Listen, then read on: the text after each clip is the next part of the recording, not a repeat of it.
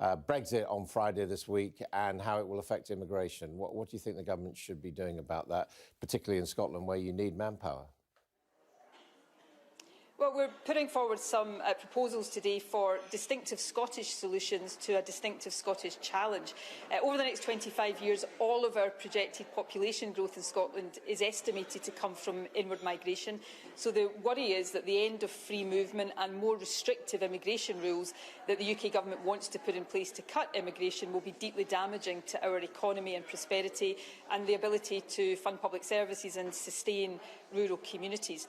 Now, we're putting forward proposals today that work within the current constitutional arrangements, although of course they could be adapted if Scotland becomes independent in future. At the heart of these is a proposal for a Scottish visa. So somebody wanting to come to the UK, as well as the other routes of application, could apply specifically to come to work in Scotland. And we would use the existing Scottish tax code, which is in place as a result of devolution of income tax powers to the Scottish Parliament, to tie Scottish visas to employment here in Scotland.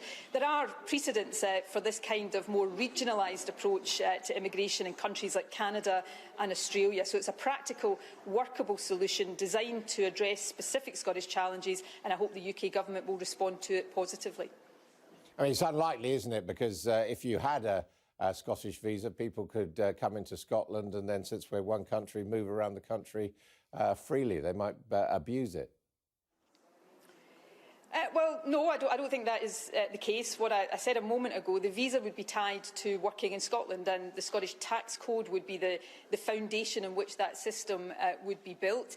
Of course, there would be detailed discussions we'd need to have about exactly how that operated in practice. But one of the things I think we need to do is switch our thinking on migration. The vast majority of people who certainly come to Scotland right now, and I think this is probably true across the UK, come to work to make a contribution, to build lives and families here. They don't come to abuse the system, and very few do abuse the system. So yes, let's discuss these practicalities, but let's not build a system that is based on the assumption that everybody is at it and trying to abuse that system, because if we do that, then we continue to make it harder for people to come here, and from a Scottish perspective, that's deeply damaging for our interests now and into the future. Well, it's perfectly clear why you, as a Scottish national leader, would want to have an independent Scottish visa. But is it also not the case that under the government's existing proposals for a points-based system, that actually you could designate in your industries, in your communities, what you needed, and those people would get visas anyway? Well, we'll see the detail of the UK government's proposals as they emerge. I understand we may hear more about that this week, and we'll engage positively with that.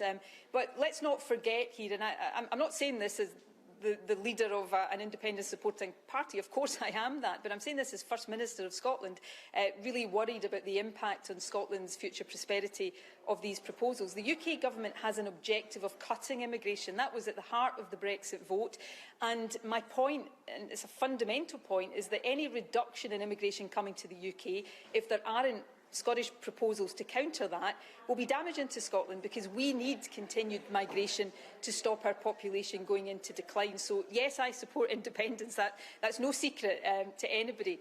But these are proposals that could work within the current system, as well, of course, as working if we're independent in the future. And as I said a moment ago, you look at countries like Australia and Canada, state and provincial governments there already have some flexibility around immigration. So these are practical proposals, and they start from the premise that when you don't have a one-size-fits-all challenge across the UK, we've got different population requirements, then a one-size-fits-all policy is not going to work. So let's have that practical debate about the detail of how we make these proposals work. Yes, I support independence. The UK government opposes it, but this is actually a discussion about can, within the current system, we have a better system in place that recognises Scotland's distinctive challenges and allows us to put forward distinctive solutions to that. And if a UK government can't do that, then they possibly just help to demonstrate that the Westminster system can accommodate Scotland's distinctive needs.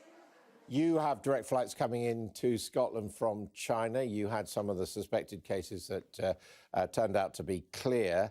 Do you think you, the Scottish Government, or indeed the UK-wide government are doing enough to deal with the coronavirus threat?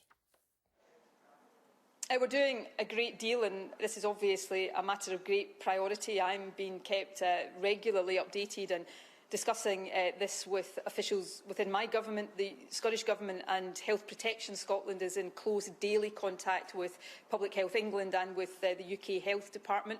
There are no confirmed cases as things stand right now in Scotland or across the UK. I think there is every likelihood that that will change in the days and weeks ahead, and it's really important that we make sure we have the right systems in place to deal with that, that we are making sure our health services can cope with that, and those discussions will continue. I know there is another issue today about the help and assistance that the UK Government can give to British citizens who are in Wuhan right now. I know they're considering options, and the Scottish Government stands ready to be of whatever assistance we can on that.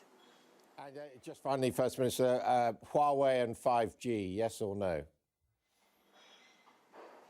I think there's, very big and very real security concerns around that. Obviously, I am not privy to all of the information that the UK Government has, but I think we have to act very much on a precautionary basis when we're building digital infrastructure to make sure that we're doing that in a robust way that has security very much at its heart.